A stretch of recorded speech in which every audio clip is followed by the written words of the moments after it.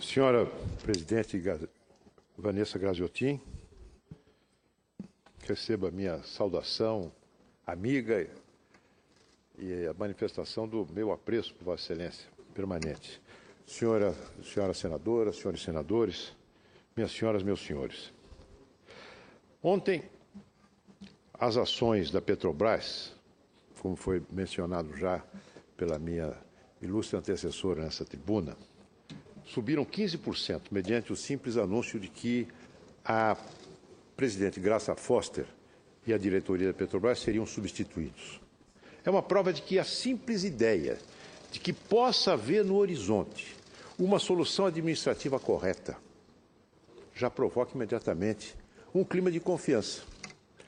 Mostra a que ponto os problemas brasileiros, que são tão graves, poderiam ser grandemente mitigados se houvesse uma direção nesse país capaz de suscitar confiança, entusiasmo em torno de um projeto de regeneração política, de crescimento econômico e de justiça social efetiva. Graça Foster saiu e ela é, eu diria, um bode expiatório ideal. Ideal. Ela é uma pessoa discreta, técnica de longa experiência e longa vivência da Petrobras, amiga da Presidente da República, leal a ela, não tem ambições políticas, um comportamento discreto. É, portanto, o bode expiatório ideal. Não que não tivessem tentado os governantes atuais encontrar um outro bode expiatório. Gabrielli. Primeira tentativa foi jogar nas costas do ex-presidente Gabrielli os problemas decorrentes, os desmandos e, especialmente, as decisões erradas na compra de Pasadena. Mas receberam o troco imediatamente. O ex-presidente Gabrielli disse: alto lá, a gestão da Petrobras é solidária, essas decisões são tomadas de comum acordo. Tentaram jogar nas costas do célebre Cerveró, mas logo depois se recompuseram, chegaram até a fornecer um media training para que Cerveró pudesse ter um bom desempenho aqui perante a Comissão Parlamentar Mista de Inquérito. Graça Foster parece que será o bode expiatório ideal. Vai para o sacrifício, sem tugir nem mugir. Agora, por que ela perdeu o seu posto? É uma questão que talvez não terá nunca um esclarecimento cabal por parte do governo, que transforma a Petrobras, para repetir o chavão, em caixa preta. Nada se sabe sobre a Petrobras, a não ser aquilo que os juízes, aquilo que os promotores, aquilo que a Polícia Federal e a imprensa conseguem apurar. Mas, em todo caso, eu tenho para mim que Graça Foster não caiu porque fez vistas grossas com a corrupção. Embora tendo sido alertada de problemas na área da diretoria do abastecimento, pela ex-gerente de abastecimento Venina Veloso, nada fez. Mas, afinal de contas, a presidente Dilma Rousseff, quando era chefe da Casa Civil, recebeu um e-mail do Paulo Roberto Costa, então diretor da Petrobras, alertando-a para o fato de que o Tribunal de Contas da União havia tomado uma decisão que consistia em determinar a supressão ou a suspensão dos envios de recursos para a continuidade da construção da refinaria Abreu e Lima. A chefe da Casa Civil agiu, mas agiu exatamente no contrário do interesse público. Agiu sobre o Congresso Nacional para que a Comissão Mista de Orçamento, melhor dizendo, agiu para que a decisão da Comissão Mista de Orçamento, que vetava o envio de recursos enquanto não tivesse sido corrigidos os problemas apontados pelo TCU, essa norma fosse vetada pelo presidente Lula. Ela não caiu porque concordou com a operação de Pasadena, $1 bilhão de prejuízo. O presidente Dilma também concordou. Ela não caiu por ter vindo a público diversas vezes, dando más notícias, a notícia de fiasco na perfuração de poços. Ela não caiu porque mentiu. Não mentiu perante a comissão mista do Congresso ao dizer que a auditoria interna da Petrobras não havia apurado nada em relação à denúncia de propina da empresa holandesa a funcionários da Petrobras no fornecimento de sondas. Ela foi apanhada na mentira no dia seguinte pelo Ministério Público da Holanda, que afirmou, sim, que houve, sim, pagamento de propina. Nada disso, eu acho, levou a presidente Dilma a exonerar Graça Foster, porque nenhum desses fatos era desconhecido da presidente. A presidente não gostou quando Graça Foster, num lampejo de responsabilidade, talvez premida pelos acionistas minoritários presentes no Conselho de Administração da empresa, Petrobras, assumisse claramente que o balanço da empresa deveria ser abatido de uma importância estimada, pois não se sabe exatamente se é se esse é o volume real do prejuízo causado pela corrupção, mas de uma importância estimada de 88 bilhões de reais. Não gostaram, seguramente, quando ela determinou o cancelamento de dois empreendimentos temerários, as refinarias Premium 1 e Premium 2, cuja construção foi decidida pelo presidente Lula, com aval da chefe da Casa Civil, que sabia tudo em matéria de energia, Dilma Rousseff, para contar com apoio de partidos políticos no Ceará e no Maranhão. Não caiu também por ter suspendido e por ter tomado essas atitudes que foram corretas, no sentido de frear o volume de investimentos previstos, em cerca de 30%, para adequar a perspectiva de investimento à real situação de caixa e de endividamento da empresa. Decisões corretas, amargas, corretas, apenas tardias. Ela, na verdade, foi sócia, foi solidária com outros dirigentes, inclusive com a ex-presidente do Conselho de Administração, atual presidente da República, por prejuízos muito graves causados à empresa. Deixar a empresa numa situação em frangalhos, que espera que alguém grite, olha, o último que sair apague a luz. Se é que a luz não vai apagar antes, em razão da falência do modelo energético em vigor. Os números estão conhecidos de todos. Rombo de 88 bilhões equivale a Senado aventado pela presidente Graça Foster.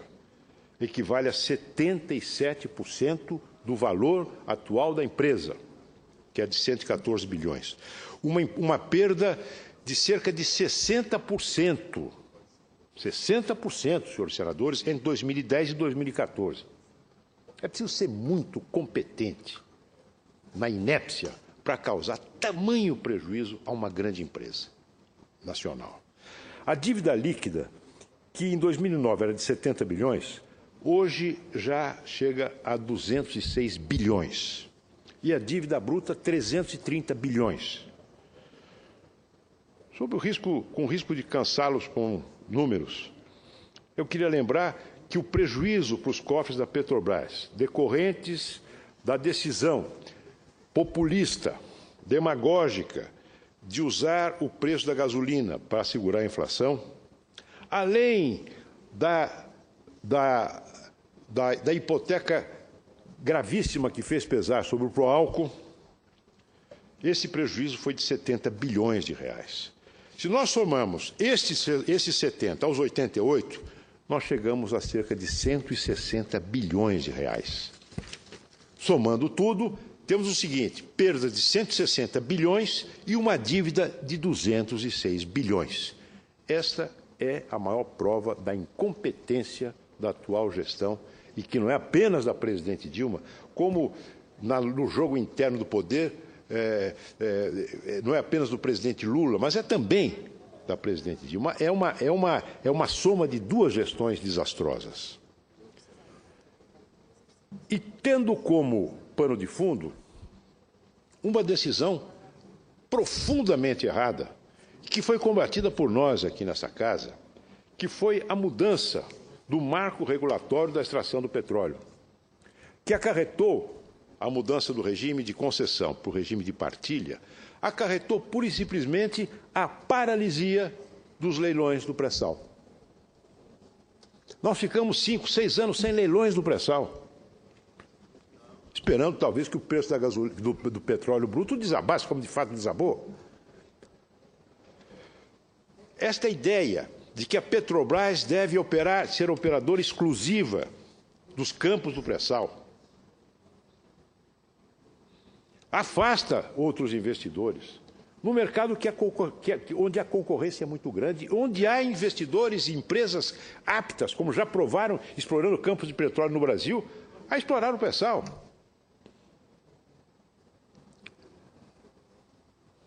Esta ideia contrasta profundamente, inclusive com a situação de caixa da Petrobras, com a situação financeira da empresa. Como é que você atribui a uma empresa com dificuldades financeiras, que já estavam no horizonte, atribui a responsabilidade de operação exclusiva do pré-sal? Uma outra decisão incluída na mudança do marco regulatório é decorrente de talvez de uma obsessão ideológica que consistiu em atribuir, de uma maneira arbitrária,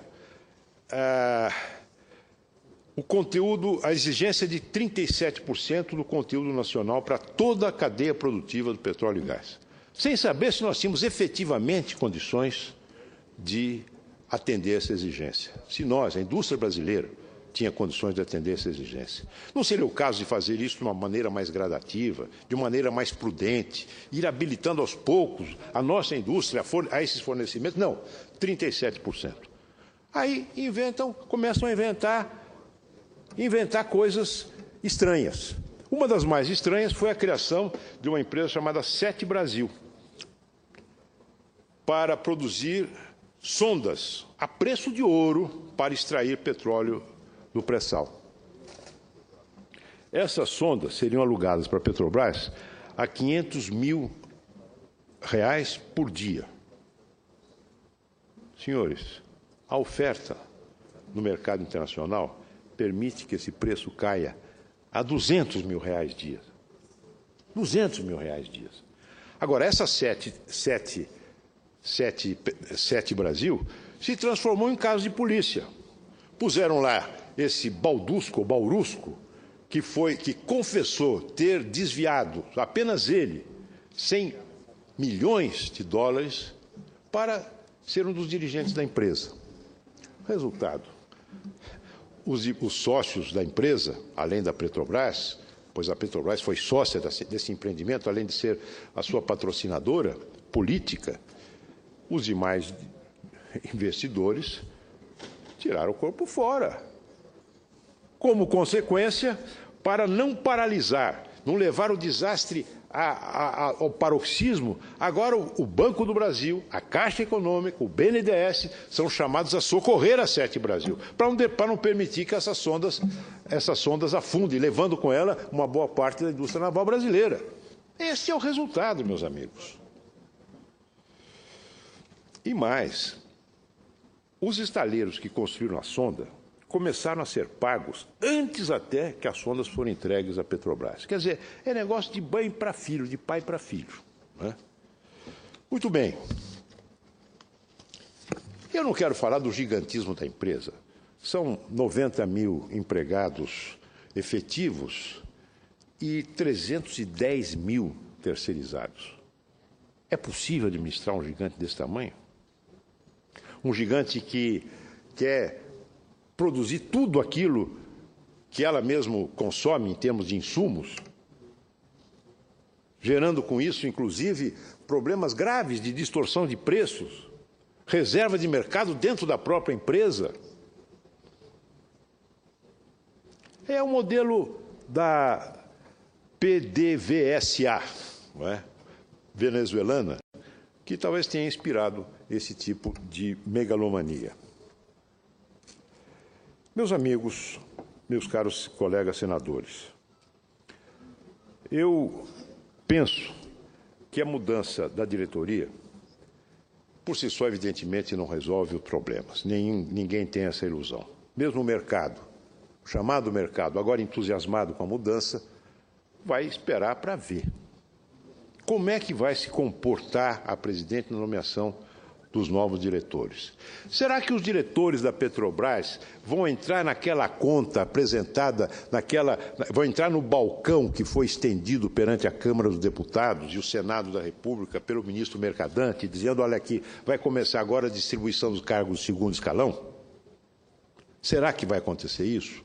Se acontecer isso, nós corremos o risco de ter um novo Paulo Roberto Costa.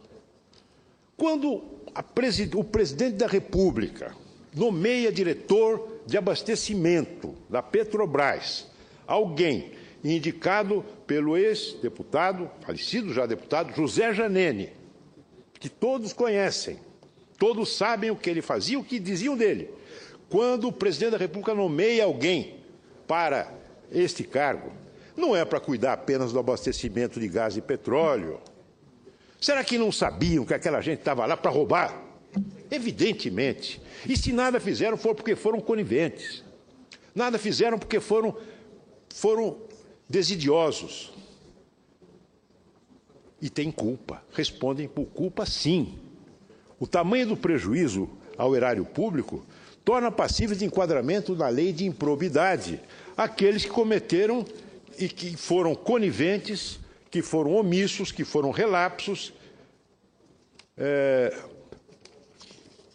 na defesa do patrimônio que lhes foi confiado na qualidade de gestores. Eu vou ler apenas, para encerrar, o artigo 10º da Lei de Improbidade. Constitui ato de improbidade administrativa que causa lesão ao erário qualquer ação ou omissão, dolosa ou culposa, que enseje perda patrimonial, desvio, apropriação, malbaratamento ou dilapidação dos bens ou haveres das empresas referidas no artigo 1º desta lei, entre as quais a Petrobras. É evidente. Eu me lembro, antigamente, quando um menino se ajoelhava no confessionário para tentar expiar as suas culpas, os padres de antanho perguntavam, este pecado cometeu sozinho ou com mais alguém?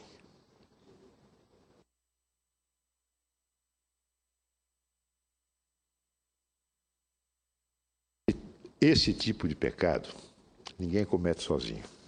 Ninguém comete sozinho. É preciso que agora haja efetivamente a continuidade dos trabalhos de investigação no Congresso Nacional para descobrir quem são os chamados inimigos internos da empresa a que se referiu a presidente da República. Quem são eles? Até que ponto esta teia criminosa se infiltrou no organismo da empresa? Será que fica apenas no nível da diretoria, em conluio com as empresas e com partidos políticos? Ou se isso tem ramificações mais profundas? Quem é que vai assumir a direção desse poço sem fundo, cujo passado é incerto, não apenas o futuro é incerto, sem saber até que ponto vão as ramificações do câncer? E mais, senhores senadores, a Petrobras, no modelo de gestão atual, ela é um exemplo a não ser seguido. Todos conhecem a Suma Teológica de Tomás de Aquino, que era uma espécie de guia, de resumo dos pontos mais importantes para quem quisesse se aventurar, se aprofundar no conhecimento da ciência da teologia. Esta é uma Summa Corruptionis. Fizeram na Petrobras um manual da corrupção, um manual dos ladrões. Ali se juntou tudo: patrimonialismo, demagogia, populismo, corrupção e uma profunda uma monumental inépcia. Cabe ao governo, ao Ministério Público,